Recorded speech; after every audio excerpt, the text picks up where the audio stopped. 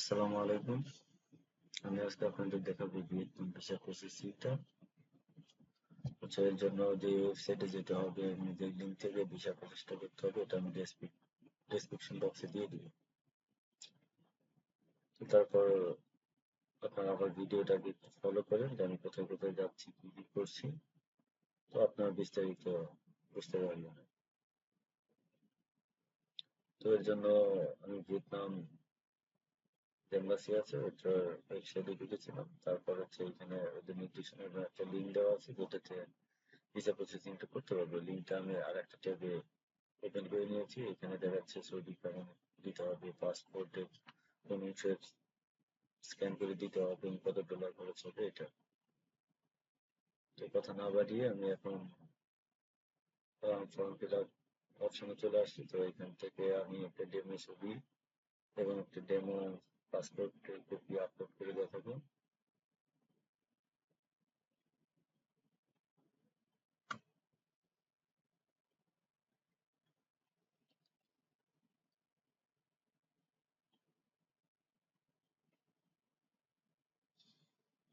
ছবিটা আপলোড হয়ে গেল। এখন হচ্ছে পাসপোর্টের কপিটা আপলোড করবো, যেটা আমি অনলাইন থেকে ডাউনলোড করে নিয়েছি। এরপর হচ্ছে আমি একটা ডেমো নাম দেবো, যেটা ডেমো পাসপোর্টে দেওয়া আছে ওইটা আপাতত দিচ্ছি।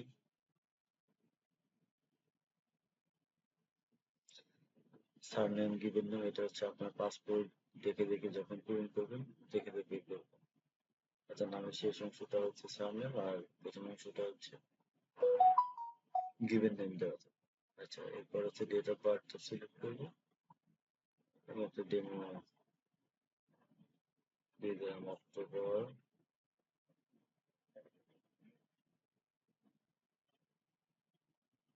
1988 দিয়ে দিলাম। আচ্ছা,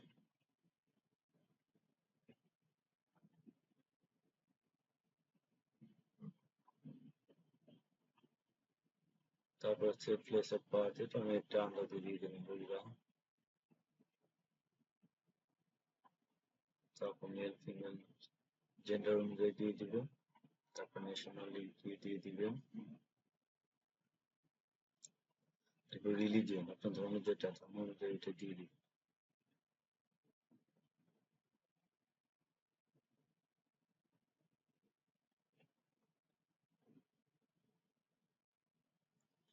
আচ্ছা, এরপর আইডি কার্ড নাম্বারটা দিয়ে দেবেন। আমি আন্দাজে একটা দিয়ে দিচ্ছি, যেহেতু আমাদের একটা ডেমো প্রোগ্রাম চলছে।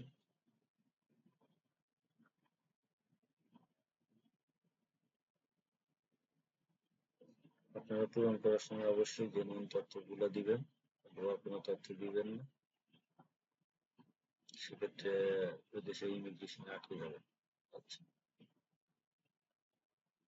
এখান থেকে আমি একটা ডেমো ইমেল দিয়ে দিচ্ছি।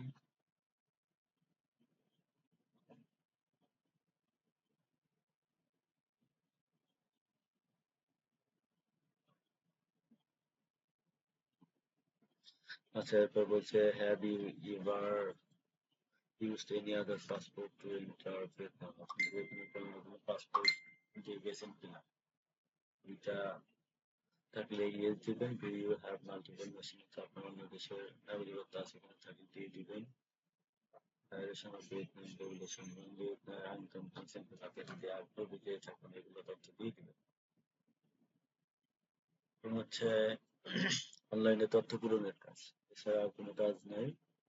তো আপনার পাসপোর্ট এবং প্রয়োজনীয় ডকুমেন্টসের তথ্য, যেমন আইডি কার্ডের ডকুমেন্ট অনুযায়ী যে নাম এবং তথ্যগুলো আছে ওগুলো পূরণ করে দিন। এখানে হচ্ছে পাসপোর্ট নাম্বারটা দিয়ে দিলাম। কোথা থেকে পাসপোর্টটা ইস্যু হয়েছে, আমাদের বাংলাদেশের পাসপোর্ট সাধারণত ঢাকা থেকে ইস্যু করা হয়। তো এটা দিয়ে দিবেন।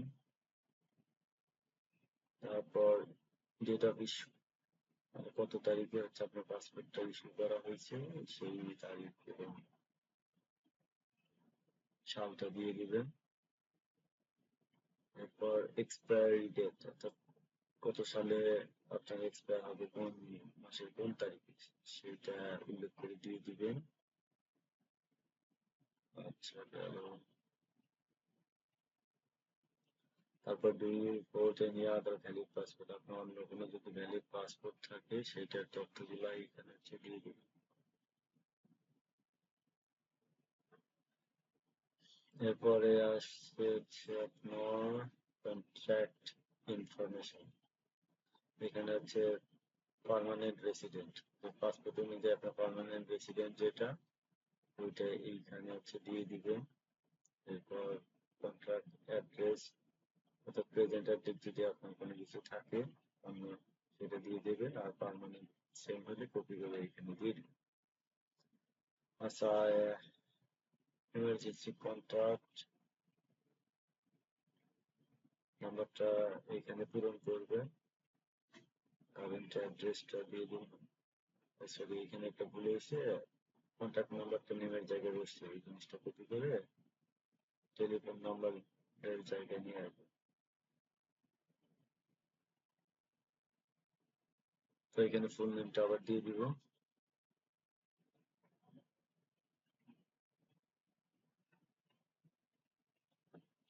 অর্থাৎ তার সাথে কি রিলেশন, ইমার্জেন্সি কন্ট্যাক্ট সেটা মেনশন করবেন অবশ্যই।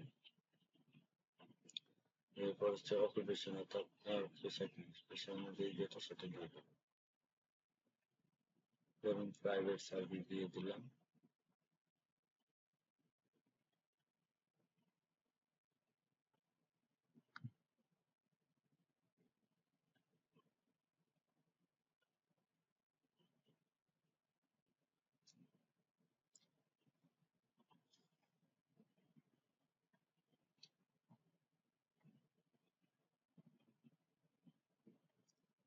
এরপর কোম্পানি বা অর্গানাইজেশন যেখানে চাকরি সেটার নাম দেবেন।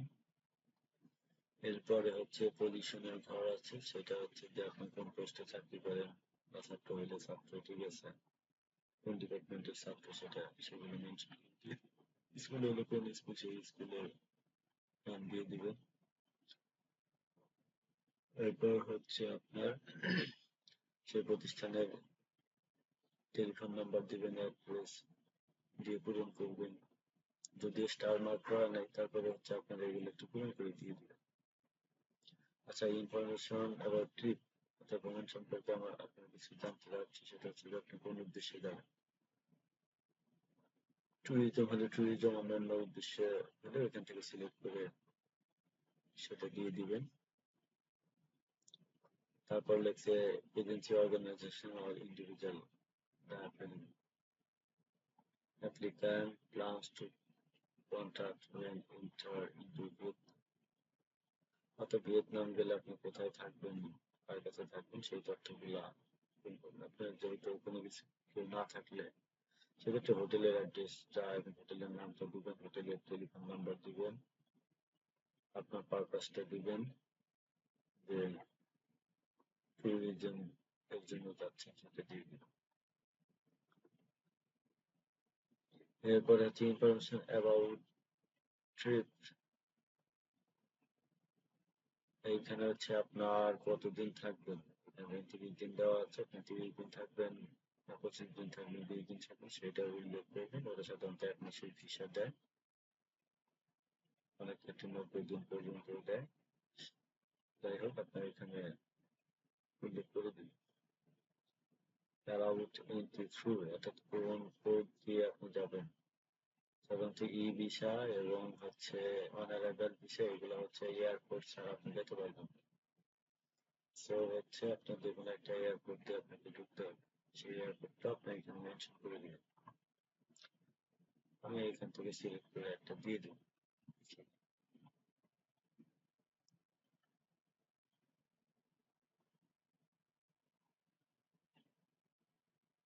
এখানে সবগুলো ল্যান্ড করতে পারছে, আপনি একটা খুঁজে নেবেন।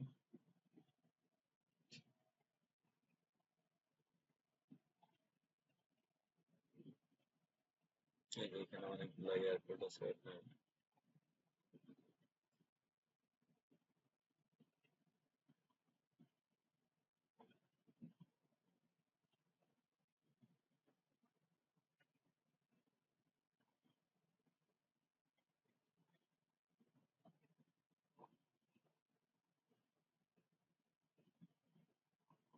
এই যে আমরা একটা এয়ারপোর্টের নাম দিয়ে দিলাম। এরপর হচ্ছে কোন পোর্ট দিয়ে বের হবে সেই পোর্টের নামটা দিয়ে দিলাম। Indian temporary resident address in Vietnam, অর্থাৎ আপনার সম্ভাব্য কোথায় থাকছেন, ঠিক আছে, সেটার ডিটেলস দিয়ে দিবেন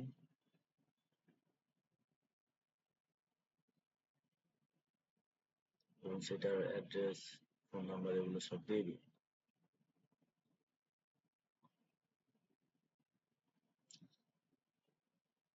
তারপর have you been Vietnam visit in last 1 year, অর্থাৎ 1 বছরের মধ্যে আপনি ভ্রমণ করেছেন কিনা, সেটা যদি ইয়েস হয় তাহলে তথ্য দিবেন, না হলে নো। যদি ইউ হ্যাভ ভিজিটেড ইন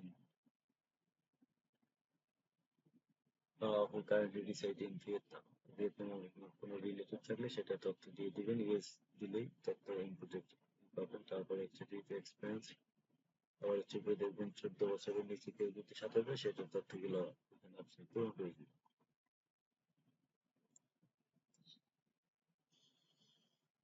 তারপর আপনি কত টাকা ব্যয় করতে চাচ্ছেন এই ট্রিপে, সেটা একটা ইউএসডি টাকায় তুলে দিবেন। তারপর হচ্ছে আপনার খরচটা কে বেয়ার করছে, যদি আপনি নিজে বেয়ার করে থাকেন তা অ্যাপ্লিক্যান্ট ঠিক করে দিবেন। আর যদি কোনো কোম্পানি বা অর্গানাইজেশন হয়ে থাকে আপনার প্রতিষ্ঠান, সেক্ষেত্রে প্রতিষ্ঠানের নাম, তার নাম, ঠিকানা, এগুলো অ্যাড্রেস এগুলো মেনশন করে দিবেন। তারপর ডাস অ্যাপ্লিক্যান্ট হেলথ ইন্স্যুরেন্স ডিক্লারেশন লভ্যতা থাকে তাহলে ইয়েস দিবেন, তথ্য দিবেন, না থাকলে নাই। তারপরে যেহেতু নো, আমি নো দিয়ে দেবো। তারপর হচ্ছে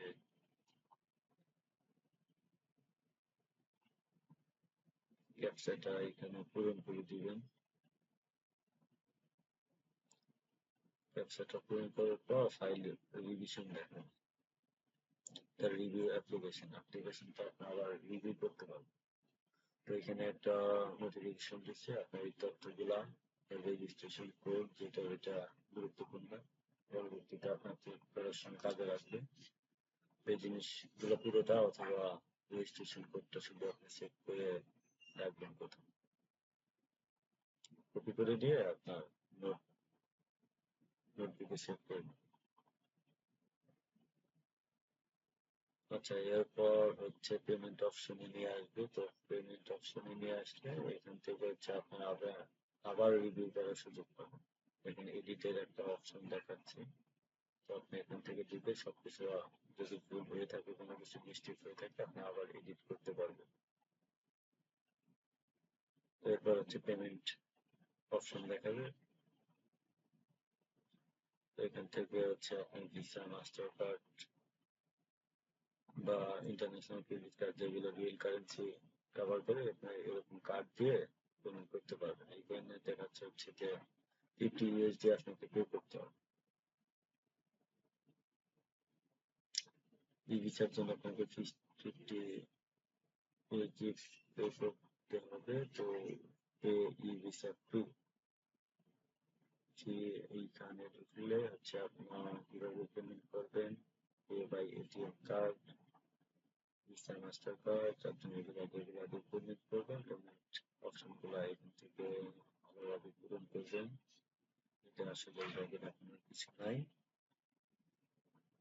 তো সব তথ্যগুলা দিয়ে আপনি এখানে দেখতে পাচ্ছেন কন্টিনিউ, এই বাটনটা ইনঅ্যাক্টিভ, আপনি তথ্যগুলো পূরণ করলে অ্যাক্টিভ হবে। তো এরপর হচ্ছে আপনার পেমেন্ট অপশন